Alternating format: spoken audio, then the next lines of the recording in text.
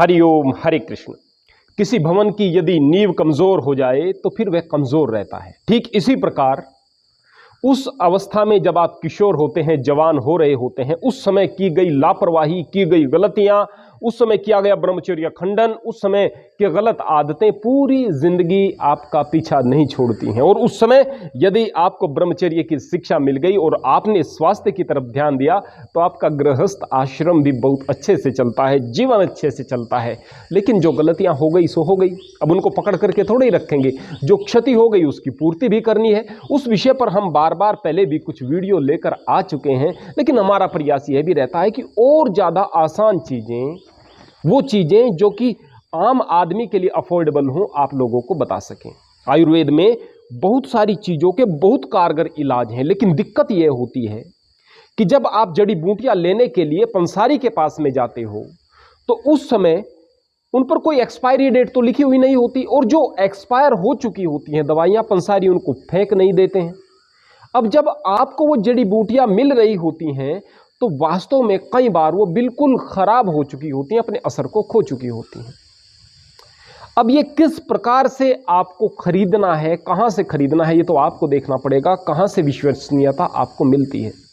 लेकिन मैं यहां पर आपको 5 चीजें बताने जा रहा हूं। इनका यदि आप चूर्ण बना लेंगे, इस चूर्ण का सेवन दिन में 2 बार दूध के साथ में करेंगे, यकीन मानिए आश्चर्यजनक शक्ति आप अपने शरीर में पाएंगे। शक्ति का मतलब ऐसा नहीं कि आप 10 किलो वजन उठा रहे हैं तो 20 किलो उठाएंगे, 20 किलो उठा रहे हैं तो 30 किलो उठाएंगे। अरे नहीं, आप 50 किलो भी उठाएंगे, 60 किलो भी उठाएंगे, 100 किलो भी उठाएंगे, उसमें दिक्कत की बात नहीं है।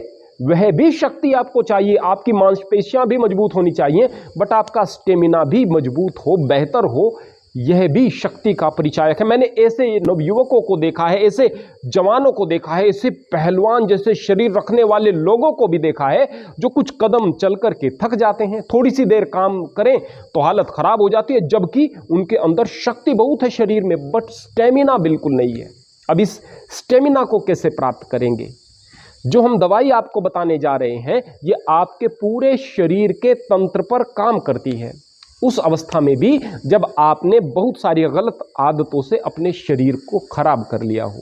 कई बार आदमी का एक्सीडेंट हो जाता है, या फिर बहुत ज़्यादा एलोपैथी दवाइयों के सेवन से या लंबी बीमारी से भी कमजोरी आ जाती है। खैर, सीधे सीधे हम आपको दवाई बताते हैं। आपको अश्वगंधा लेनी है, अश्वगंधा नागौरी मिल जाए तो ज़्यादा बेहतर। सतावर लेनी है, विधारा लेनी है, मुलेठी लेनी है और विदारी कंद लेना है। ये 5 चीजें ले लेनी है। अश्वगंधा नागौरी, सतावर, विधारा, मुलेठी और विदारी कंद, ये 5 चीजें आपने ले ली। इनको थोड़ा सा सुखाइएगा, सुखाकर इनको हल्का सा कूट लीजिएगा और फिर अच्छे प्रकार से ग्राइंडर में इनका चूर्ण बना लीजिएगा। अब यह चूर्ण आपका तैयार है। सुबह और शाम आप इसको दूध के साथ में सेवन करें, यकीन मानिए आपके शरीर में अत्यधिक बल आएगा। लेकिन महत्वपूर्ण क्या है कि ये चीजें बहुत पुरानी आपको न मिले। जिस प्रकार से विधारा के बारे में कहा जाता है कि यह बूढ़ों की लकड़ी हुआ करती है, बूढ़ों की लाठी होती है, बुढ़ापे की लाठी होती है। बूढ़ा व्यक्ति पुनः जवान होने लगता है, युवा है तो उसकी जोश में वृद्धि होती है, शक्ति में वृद्धि होती है।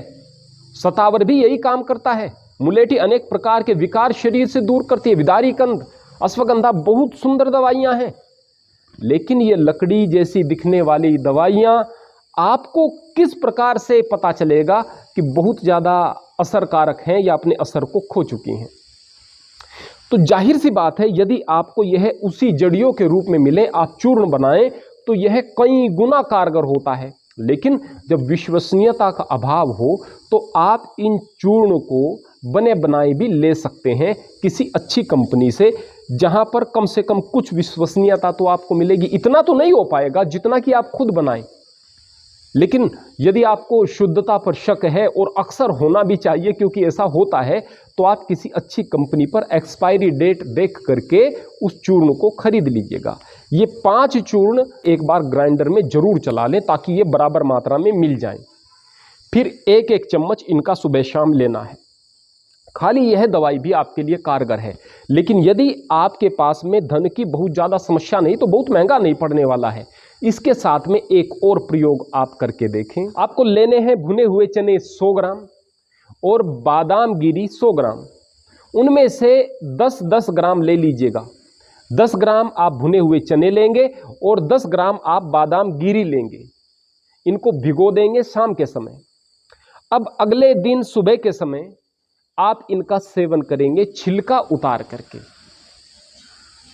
किस प्रकार से सेवन करेंगे? आराम से बैठकर आप इनको चबा चबा करके खाएंगे। जिस समय आप भोजन करने वाले हों उससे 10 मिनट पहले या भोजन के 10-15 मिनट बाद आप इन्हें चबा चबा करके अच्छी प्रकार से खाएं।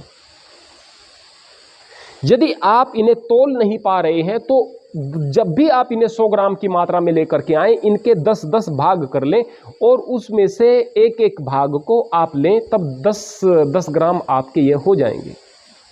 आपका वजन ज़्यादा है तो दिन में 2 बार करना है, सुबह और शाम, और वजन कम है तो दिन में 1 बार पर्याप्त रहेगा। उम्र आपकी ज़्यादा हो चुकी है, 45 साल 50 साल पार कर लिए हैं, तो फिर इनके साथ एक और चीज़ मिलानी पड़ेगी। लहसुन की कलियां लेनी है, 15 कलियां। उन 15 कलियों को आपको देसी घी में हल्की आंच पर तल लेना है और किसी भी प्रकार उनको खा लेना है दिन में 1 बार। ऊपर की जो चीज़ें मैंने आपको बताई हैं पहले, उनका भी सेवन करना है। बस उसके बाद तो आश्चर्यजनक रूप से आप सशक्त शरीर को, बलिष्ठ शरीर को प्राप्त कर लेंगे। आपकी हर एक कमजोरी की समस्या दूर हो जाएगी। हाँ, लहसुन वाला प्रयोग उन लोगों के लिए कम कारगर रहेगा जो प्रत्येक दिन पहले से ही लहसुन खाते हैं और ज़्यादा मात्रा में लहसुन खाते हैं। अन्यथा सामान्य लोगों के लिए यह बहुत कारगर रहेगा। और यह जो प्रयोग है यह केवल उन लोगों के लिए है जिनकी उम्र 50 साल 45 साल से ज़्यादा हो चुकी है। उससे पहले के जो 2 दवाइयाँ मैंने आपको बताई है, 5 चीज़ों का चूर्ण और बादाम और भुने हुए चने, उनका सेवन आप सभी को करना है, नौजवानों को करना है, हर उम्र के व्यक्ति को करना है।